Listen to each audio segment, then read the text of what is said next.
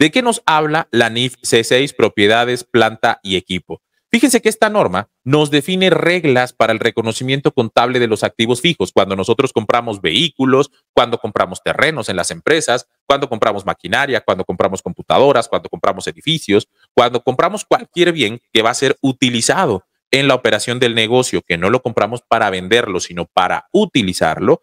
Entonces ahí estamos frente a un bien correspondiente a propiedades, planta y equipo, coloquialmente identificado porque a nivel histórico siempre se había manejado como activo fijo. Digamos que la expresión técnica más apropiada, si nos queremos poner puristas, la expresión técnica sería propiedades, planta y equipo. Sin embargo, idiomáticamente todos lo entendemos como activo fijo y tampoco le quita nada. Entonces, para el reconocimiento de esta clase de inversiones es que nos va a servir la NIF C6. ¿Qué nos plantea? Algo fundamental, los distintos métodos de depreciación y su efecto contable en las empresas.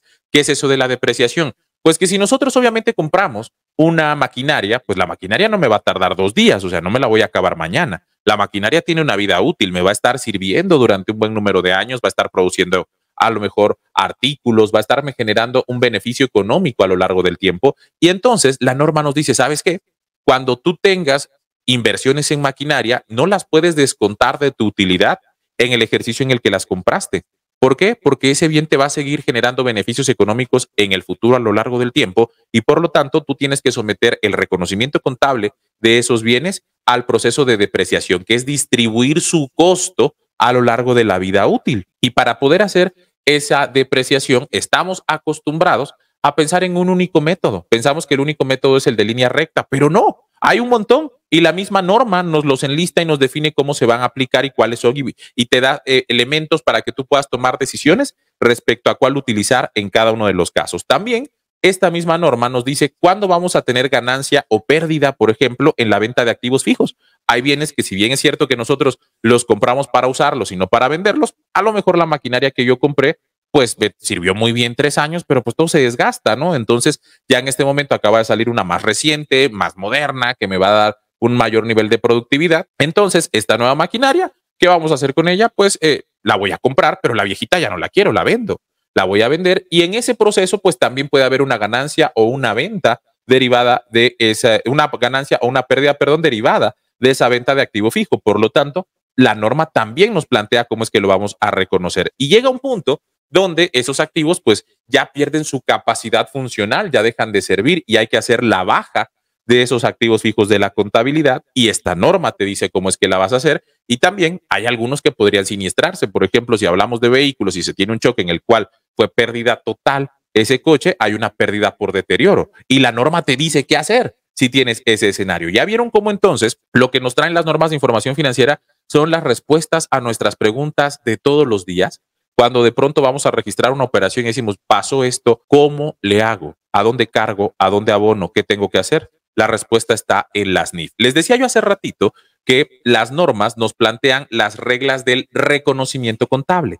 ¿Qué es eso del reconocimiento contable? Es el incorporar una operación en los registros de la empresa, el hacer las pólizas, los asientos, los cargos y los abonos por primera vez en la información de la empresa. ¿Cuándo vamos a proceder a registrar contablemente un bien que corresponde a una inversión en propiedades, planta y equipo, que lo vamos a considerar como un activo fijo? Cuando cumpla con estas definiciones, es decir, cuando se apegue a las características de propiedades, planta y equipo. ¿Cuáles son? Primero, que me vaya a generar beneficios económicos futuros generados por ese activo que van a venir hacia la empresa, que además usando supuestos razonables y sustentables, es decir, que yo tenga bases, que tenga una prueba documental, porque acuérdense que en contabilidad nosotros absolutamente todo lo documentamos, cualquier asiento, cualquier cargo, cualquier abono debe tener siempre un documento fuente, un respaldo que nos permita verificar que esa operación sucedió en la realidad y que entonces vamos a poder nosotros determinar tanto su valor económico como una expectativa de la vida útil. ¿Cuánto tiempo me va a servir? Siempre y cuando yo pueda evaluar confiablemente justamente el precio, que yo pueda saber cuál es la cantidad de dinero que se pagó por ese bien, por esa inversión. Aquí, por ejemplo, los contadores también nos enfrentamos a esa toma de decisiones. ¿Cuándo reconocer un bien de activo fijo como tal, como una inversión o en su caso, cuándo darle un efecto directamente como gasto? Esa respuesta, por ejemplo, la norma no la define y nos dice, tienes que aplicar tu juicio profesional. Ahí te deja esa libertad,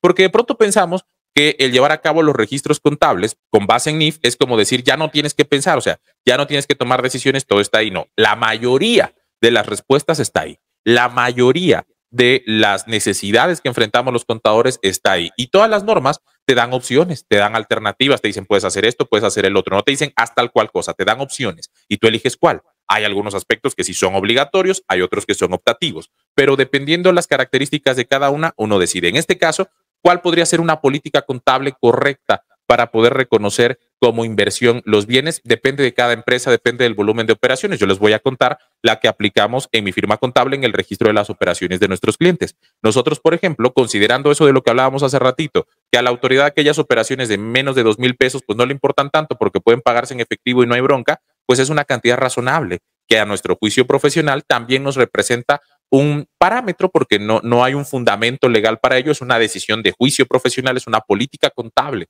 que uno elige con sus respectivas causas y razones, pero nos representa a nosotros un valor razonable para que todas aquellas pues pequeñas compras que se hacen por menos de 2,000 pesos, que se compró una silla, pero la silla no nos va a tardar aquí 10 años como para que yo la vaya depreciando y me costó 1,500. Imagínense que voy a ir depreciando a 150 pesos al año, pues no.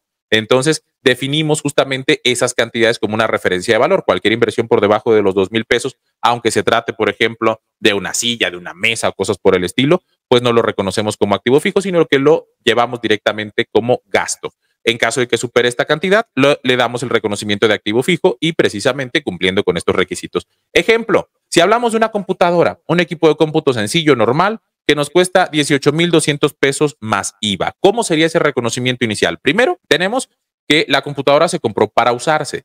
El beneficio derivado del uso es un beneficio económico en el futuro. O sea, yo lo voy a usar durante varios meses o varios años y que en función de ello voy a tener la posibilidad de llevar a cabo mis actividades, registrar las ventas, vamos, lo que sea que para lo que se use la computadora. Entonces, tenemos ese flujo del beneficio económico en el futuro y tenemos una estimación general de cuál es su vida útil. ¿Cómo podemos nosotros medir la vida útil? Puede ser un factor que utilicemos como referencia las propias indicaciones técnicas de los proveedores en los distintos instructivos y demás. Viene una referencia general de vida útil, de ahí la puedes tomar. Pero pues obviamente eso es en condiciones normales de uso. No es lo mismo una computadora que se va a usar 2 o 3 horas al día que una que se utiliza 8, 10 o 12 horas. Tienen un nivel de desgaste distinto. Entonces tiene que hacerse un análisis para determinar cuál es la vida útil probable que tendrá ese bien. En mi empresa, una referencia que muchos colegas usan y que no necesariamente está mal, pero no siempre coincide con la realidad, son las referencias fiscales. La ley del impuesto sobre la renta nos establece tasas, porcientos máximos aplicables sobre las inversiones para aplicar la deducción de inversiones, lo que habitualmente se denomina como depreciación fiscal, que tampoco es un término correcto, porque la ley del impuesto sobre la renta en ningún lado nos dice que tengan que hacer depreciación fiscal. Lo que nos dice es que vamos a someter los bienes a la deducción de inversiones, que es el procedimiento formal. La depreciación solo es financiera. La depreciación solo es financiera, la fiscal se llama deducción de inversiones. Importante marcar esa diferencia. Ahora bien, también ahí nos plantean porcientos máximos que nos pueden dar una inferencia de los años que puede tener como vida útil un bien, pero no son determinantes. Entonces uno tiene que valorar la situación propia de cada bien, el uso al que va a estar sometido dentro de la empresa, las características técnicas proporcionadas por los proveedores y entonces definir una vida útil estimada. Eso como parte de nuestros procesos de reconocimiento contable. En el reconocimiento inicial, ¿cómo sería el asunto? Bueno, en este caso vamos a hacer el cargo a una cuenta de mayor a la que vamos a denominar equipo de cómputo, una subcuenta en la que vamos a identificar el bien a nivel individual, la PC Lenovo IO All-in-One 21 pulgadas, serie fulanita de tal, el IVA acreditable que se esté pagando en esa operación porque corresponde a la tasa del 16%, fueron 2,912 pesos con abono a bancos porque la pagamos con una transferencia de contado. Entonces tenemos justamente nuestra prueba documental, tenemos la transferencia, tenemos la factura, tenemos el bien, sucedió y lo reconocemos contablemente. Ahí acabamos de hacer el reconocimiento inicial de un bien de propiedades, planta y equipo, un bien de activo fijo que se reconoce por primera vez en la contabilidad. Ahí ya lo tenemos, pero también va a haber un reconocimiento posterior. Hay operaciones que nada más se registran una vez, por ejemplo, los gastos solo tienen reconocimiento inicial, los gastos pues los registramos cuando suceden y ya. Pero en este caso, las inversiones en propiedades, planta y equipo también tienen un reconocimiento posterior. ¿Por qué? porque el valor de ese bien va a ir modificándose a lo largo del tiempo. A lo largo del tiempo, el valor de ese bien va a ir siendo menor porque ya lo estoy usando. Todo por servir se acaba, se desgasta. Entonces, contablemente, tenemos que reconocer esa depreciación acumulada en el caso de propiedades, planta y equipo. Y también, justamente, va a haber varios métodos para hacer el reconocimiento de esa depreciación. Por ejemplo, la NIF C6 nos plantea métodos clasificados primero por actividad, que puede ser una depreciación por unidades producidas. ¿Sabían ustedes que, por ejemplo, hay máquinas que tienen obsolescencia programada? ¿Esto qué implica? Que a lo mejor me va a servir para producir 10,000 artículos, pero al 10,000 ni siquiera va a llegar al 10,001. Al 10,000 ya no sirve, o sea, ya no me va a dar ni uno más.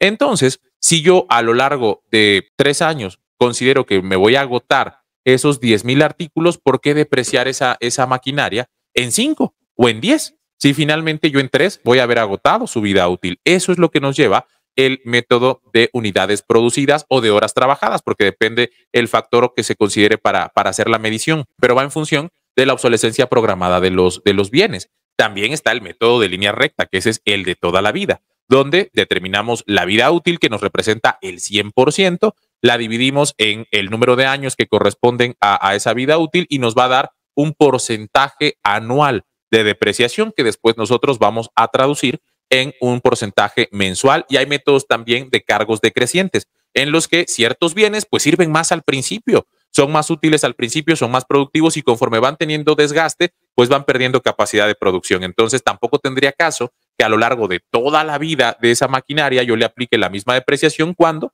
la mayor parte de su beneficio económico me lo está dando al principio. Entonces, la norma nos dice, vas a elegir y también nos plantea cómo se hace cada uno de los métodos, cuándo vas a elegir uno, para qué caso se recomienda y ya tú tomas la decisión. Aparte, vas a llevar, obviamente, tus registros de deducción de inversiones fiscales con las reglas del impuesto sobre la renta y al final, cuando presentes la declaración anual, en el caso concreto de las personas morales, vamos a conciliar esa información en un apartado que se llama conciliación contable fiscal. Entonces, fíjense todas las implicaciones que tienen estos datos y por qué es tan importante que conozcamos las normas de información financiera. Por ejemplo, en el caso de la depreciación, hagan de cuenta que compramos una máquina textil que arma telas a partir de fibras naturales. De acuerdo con la ficha técnica del proveedor, la vida útil del bien en condiciones pues normales de uso y producción se estima en 10 años. Vamos a determinar el valor total. Pagamos por la maquinaria y a los que nos están viendo en TikTok, esta parte de la clase está sucediendo en YouTube,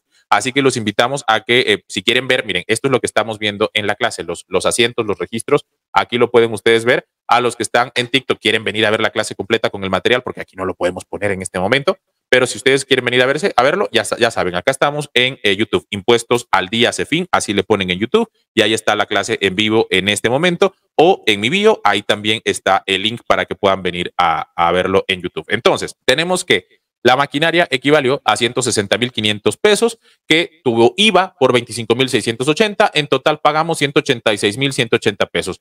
Hay que reconocer los costos de envío y el servicio de entablado como parte del costo de adquisición de estos bienes de activo fijo. Oye, pero es que la máquina nada más me costó 160. Sí, pero de envío pagaste 8,200 y de ensamblado pagaste 3,000 pesos. Entonces, la norma de información financiera nos dice, hey, para darle el valor en dinero, para el reconocimiento inicial de estos bienes, tienes que contemplar todos los costos asociados a la maquinaria y tener la lista disponible en el lugar de la empresa para su uso. Y entonces ahí nos pone esa condición. Fueron en total entonces 171,700 pesos más IVA de 27,472 y en total pagamos con una transferencia 199,172 pesos. ¿Cómo haríamos después ese reconocimiento posterior? Hay que determinar las tasas de depreciación. Vamos a utilizar el método de línea recta. La vida útil total es del 100%. Siempre la vida útil total, el número de años que se estime como vida útil va a ser el 100%. En este caso son 10 años. Divido 100% entre los 10 años de vida útil y pues nos va a dar una tasa anual del 10%, la que están viendo ustedes en pantalla en este momento. También vamos a llevar esto al cálculo mensual. Vamos a dividir ese porciento de depreciación anual del 10% entre los 12 meses que tiene el año y nos va a dar una tasa de depreciación mensual equivalente al 0,83%. Entonces, yo cada mes tengo que ir reconociendo el valor de la depreciación acumulada. Entonces, supongamos que el primer mes sobre el que voy a aplicar la depreciación, como vemos en esta tabla, es el mes de abril. El valor, el costo de adquisición, que es el valor base para calcular la depreciación, lo estamos viendo en pantalla, 171,700 pesos. Le aplico la tasa de depreciación mensual,